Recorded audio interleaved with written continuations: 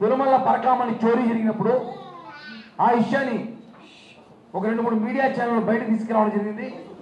అప్పుడు కూడా మొట్టమొదట మాట్లాడిన వ్యక్తులు ఎవరు ఉన్నారంటే జనసేన పార్టీ మాత్రమే. ఆ రోజు కూడా మేము ఆ రోజు మాట్లాడినప్పుడు ఆ రోజున్న మీడియా ప్రతినిధి పైన కేసులు పెట్టారు, బెదిరించారు, మా మీద కేసులు పెట్టారు, మమ్మల్ని బెదిరించారు, అన్నీ చేశారు.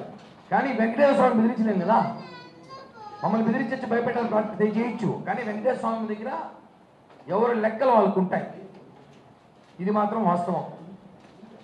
రవికుమార్ అనే ఒక మఠంలో, చిన్న జయంగారి స్వామి మఠంలో ఉన్న వ్యక్తి 20 సంవత్సరాలకు దాదాపు 20 సంవత్సరాలు నేను ఇందాక మాజీ టీడీ చైర్మన్ గారు చెప్పారు ప్రెస్ మీట్లో. 20 సంవత్సరాలు అంటే ఆయన లెక్కేసుకుంటున్నాను. 20 సంవత్సరాలకు దాదాపు 100 కోట్లు, ఆయన 100 కోట్లు అన్నాడు, 100 కోట్లు ఉండొచ్చు. దాని పై మాటే దోచేయచ్చు. కోర్టులు, జైళ్ళు, శిక్షలు అంతా వద్దు, ప్రాయశ్చిత్తం చేసాం, తప్పు చేసామంటే క్షమించేస్తారంట. అప్పుడు ఈ పోలీస్ స్టేషన్లు ఎందుకు, ఈ చట్టాలు ఎందుకు, ఈ లా ఎందుకు, ఇవన్నీ ఎందుకు నాకు అర్థం కాదా. అతను ఇప్పుడు మేము ఎవరో ఒకరు వీడు అనుకున్నాం, వీడు 10 లక్షలు దొంగతనం చేస్తాడు, దొరికిపోయినాడు పోలీసులకి. సార్ నేను దొరికిపోయిన తప్పైపోయింది సార్, నేను 10 లక్షలు వాడేశాను, నా దగ్గర ఒక కారు ఉంది, 2 బైకులు ఉన్నాయి, తీసేసుకుని వదిలేండి అంటే మళ్ళీ ఎందుకు ఆ చట్టం మాకు అర్థం కాదు. అలాగే దొరికిన దొంగ నా ఆస్తి 40 కోట్లు వర్క్ చేస్తుంది, దాన్ని మీకు టీటీడీకి ఇచ్చేస్తానని చెప్పి ఆ రోజున అధికారులు ఎవరైతే ధర్మారెడ్డి మరియు ఉన్న పోలీస్ అధికారులు ఎవరైతే ఉన్నారో, ఎస్ఐ కాడి నుంచి ఎస్పీ దాకా, ఒకరు కాదు, ఎస్ఐ కాడి నుంచి ఎస్పీ దాకా ఉన్న అధికారులందరూ కూడా ఆ రోజు వాటాలు వేసుకొని పంచుకున్నారు. ఇది ఎట్లుందంటే దొంగలు ఊరు పంచుకున్నట్టు కొట్టేనాడు దొంగ, దొంగలు కొట్టేవాళ్ళు ఏమనాలి, దొంగలు కొట్టేహారీలు వాళ్ళని ఏమనాలి. మేమేమంటున్నామంటే జనసేన పార్టీ తరఫున శ్రీ వెంకటేశ్వర భక్తుడుగా, స్థానికుడుగా మేము కూడా దర్శనానికి పోయినప్పుడు రోజు 2,000, 3,000, 5,000 వేస్తాం. మా డబ్బులు అవన్నీ, అందరూ భక్తులు వేసే డబ్బులు. ఇప్పుడు ఆ డబ్బులకి లెక్క చెప్పాల్సిన బాధ్యత టీటీడీ మీద ఇప్పుడు ప్రభుత్వం కూడా ఉంది. వాళ్ళు ఇప్పుడు బయట పెట్టారు.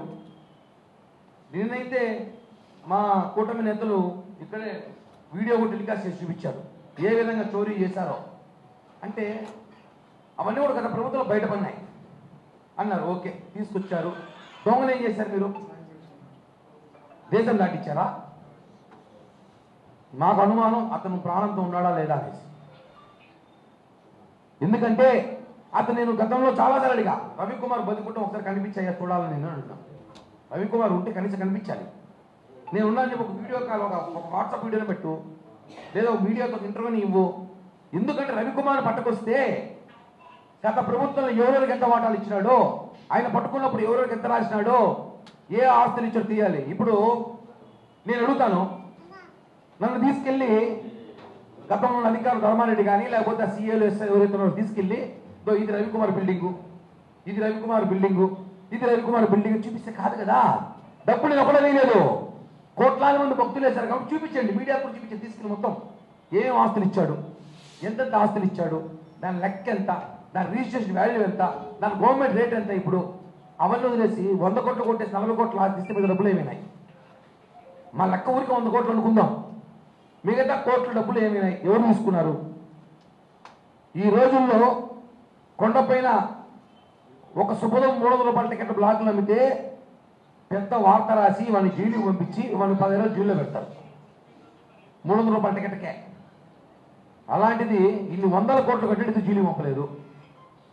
లోక్ అదాలత్ ఎందుకు కేసు కొట్టించారు అంటే తప్పైపోయిందని చెప్పి వెంకటేశ్వర స్వామి వచ్చి, తప్పైపోయింది వెంకటేశ్వర స్వామి కాదు, సారీ క్షమించాలి, ధర్మారెడ్డి దగ్గర ఆ పోలీస్ అధికారులు వచ్చి తప్పైపోయిందని క్షమించేసే దైవగుణం గల వాళ్ళు వాళ్ళని క్షమించేసి వాళ్ళ దగ్గర పాఠాలు తీసుకొని వాళ్ళని క్షమించేస్తారట.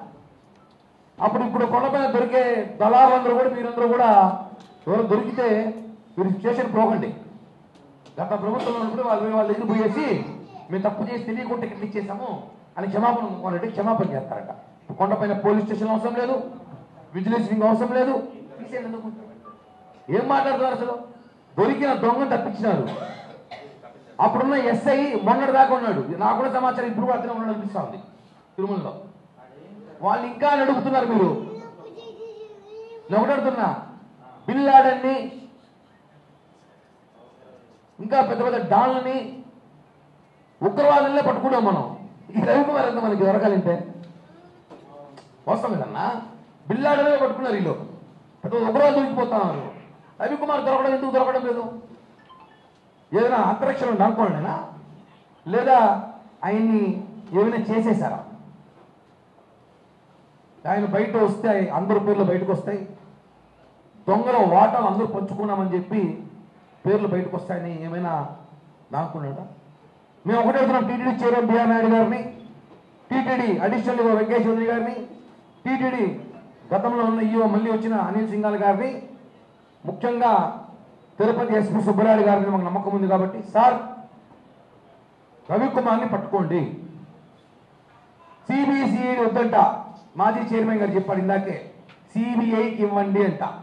ఏం పనుల సిబిఐ ప్రతి కేసు ఆయన సిబిఐకి ఇమ్మంటాడు. ఈ మధ్య సిబిఐలో ఇప్పుడు కుప్పలు తప్పలు కేసులు ఉన్నాయంట. మాట్లాడడానికి కూడా చెప్పాలి. దొరికిన దొంగలు అప్పగించాడంటే పశ్చాత్తాపంతో వదిలేస్తారని చెప్తుంటే హాస్యాస్పదంగా ఉంది. ఇవన్నీ కరెక్ట్ కాదు. వెంకటేశ్వర స్వామిని తప్పించుకోలేరు, ఎవరు తప్పించుకోలేరు. మేము జనసేన పార్టీ తరపున ఆ రోజు ఒకటి చెప్తాం, ఈ రోజు చెప్తున్నాం, దేవుని విషయంలో అధికారంలో ఉన్నా ప్రతిపక్షంలో ఉన్నా ఒప్పుకునే ప్రసక్తే లేదు. రవికుమార్ ఎక్కడున్నాడు? రవికుమార్ తీసుకురండి. ఆ డబ్బులు 40 కోట్లు ఏదో లెక్కాచారం బిల్డింగ్లు ఇచ్చారన్నారు.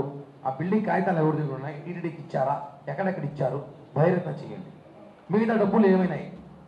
రిసార్ట్స్ కొన్నారా? ఎవరు కొన్నారు రిసార్ట్స్? బంగ్లాలు కొన్నారు, ఫ్లాట్లు కొన్నారు, ఎవరు కొన్నారు? ఇవన్నీ కూడా బయట చేసిన అవసరం ఉంది.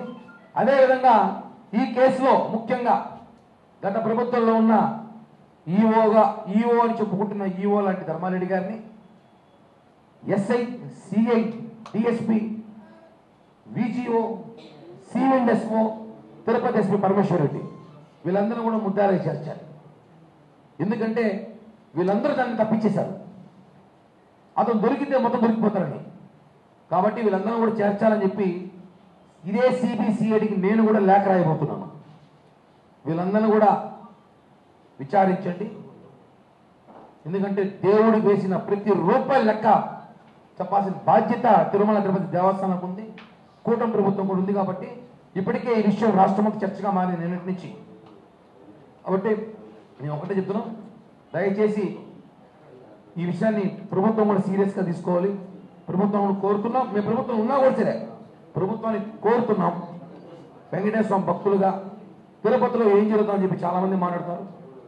దేవుని డబ్బు అంత వందల కోట్లు కాజేసి ఒక మనిషిని తప్పించేశారంటే ఎంత పెద్ద కుట్ర ఇది, ఇది పెద్ద నేరం అని చెప్పి కూడా తెలియజేస్తున్నాం.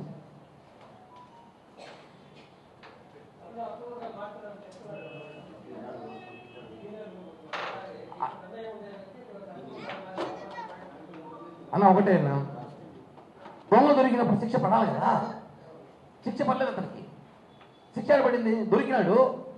ఆ రోజు ఆ దొరికిన దొంగని ఒక 2-3 ఛానల్స్ చూపించినారు, వాళ్ళని బెదిరించినారు, వాళ్ళ మీద కేసులు పెట్టినారు, వాళ్ళని ఇబ్బంది పెట్టినారు, డిబేట్లో పెట్టారు. దాని మీద అన్నీ జరిగింది కదా.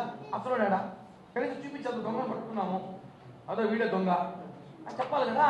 నువ్వు దొంగను దాచిపెట్టేసి మీరు వాటాలు వేసుకొని పంచుకునేసి లోకల్ అంతా కాంప్రమైజ్ కేసు అయిపోయిందంటే ఎలా? అదే 100 రూపాయలు, 2 రూపాయలు, 1000 లక్షలే కాదు కదా. 100 కోట్ల నుంచి సాక్షాత్తం మాజీ చైర్మన్ చెప్పాడు. ఇప్పుడు 100 కోట్లు ఆయన చెప్పాలంటే అది 100కి 3 ఉండొచ్చు, 300 కోట్లు ఉండొచ్చు. ఎవరు డబ్బు 300 కోట్లు?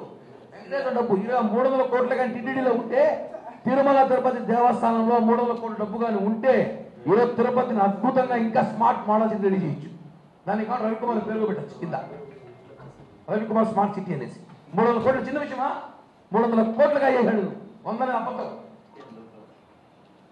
కాబట్టి దీని సీరియస్గా ఎన్ని మాట్లాడినా, ఎవరెన్ని చెప్పినా, ఎన్ని కట్టుకథలు చెప్పినా వాళ్ళ తలనరుకుంటారో, చేతులు నరుకుంటారో, కాళ్ళు ఏమి నరుకుంటారు. ఆ డబ్బు మాకు చూపించేసి, మా లెక్క మాకు చూపించేసి, మా భక్తులు మనోభావ దెబ్బతీయకుండా చూస్తే మీరేమో నరుకుంటారు. మాకు అదే దాని మీద ఖచ్చితంగా ప్రక్షాళన జరుగుతుందా, బ్రహ్మోత్సవం తీసుకుంటామని చెప్పారు చైర్మన్ గారు. మన యువ గారు మాట్లాడుతూ కూడా ఇంకా వైసీపీ సంబంధించిన మనుషులు, మాజీ చైర్మన్ కాదు, వైసీపీ సంబంధించిన మనుషులు ఇంకా ఉన్నారు. వాళ్ళని మార్చాలని చెప్తుంటా. వాళ్ళ వల్లే చాలా విషయాలు బయటకు వెళ్తున్నాయో, లేకపోతే వాళ్ళే చెడగొడుతున్నారో, ఏదో జరుగుతుందని చెప్పి చెప్పాము. ఖచ్చితంగా బ్రహ్మోత్సవాల తర్వాత కానీ ప్రక్షాళన జరిగి అన్ని శాఖలు టీటీడీలో అధికారులు కానీ మార్చకపోతే మాత్రం జనసేన ప్రశ్నిస్తుంది, ఇది మాత్రం వస్తుంది. ఇప్పుడే వాళ్ళు ప్రమోషన్కి పనిచేస్తారు. అమ్మడి రాంబాబు ఇంక సాయంత్రం అయితే ఇంకోటి వస్తాడు, రేపు ఒకటి వస్తాడు. వాళ్ళు ఓడిపోయారు ఎమ్మెల్యేలు, ఏం పని లేదు. ప్రమోషన్ చేస్తే పేటీఎం డబ్బులు పంపిస్తాము, దానికి ప్రమోషన్ ఇస్తున్నారు. గత ప్రభుత్వంలో ఒక సినిమాకి 950 రూపాయల టికెట్ ఉన్నట్టు వాళ్ళే ఇచ్చారు. 10 ఏళ్ల క్రితమే బాహుబలి 2కి 1000 రూపాయల టికెట్ అమ్మినారు. మేము ఎవరు బలవంతం పెట్టట్లేదు. యుఎస్లో యూకేలో 2-3 లక్షల టికెట్లు వాళ్ళే కొనుక్కుంటున్నారు. ఇంకా తిరుపతిలో కూడా 2 లక్షలు 1 లక్ష కొనుక్కున్నారు. అభిమానం అది. ఓజీ సినిమా అంటే ఈసారి అది బ్లాక్ బస్టర్ అన్న, కాబట్టి వాళ్ళకి ఆ బాధ తట్టుకోలేక పవన్ కళ్యాణ్ గారి సినిమా భారీ హిట్తో ఆల్రెడీ గెలిచాము, డిప్యూటీ సీఎం, మళ్ళా హిట్తో మళ్ళా ప్రజల్లోకి ఆదరణ పొందుతుందని చెప్పి ఈ ప్రమోషన్లకి ఆర్టిస్టులు అందరూ వస్తూ ఉంటారు. మాకు ఫ్రీ పబ్లిసిటీ వదిలేరు మేము కూడా.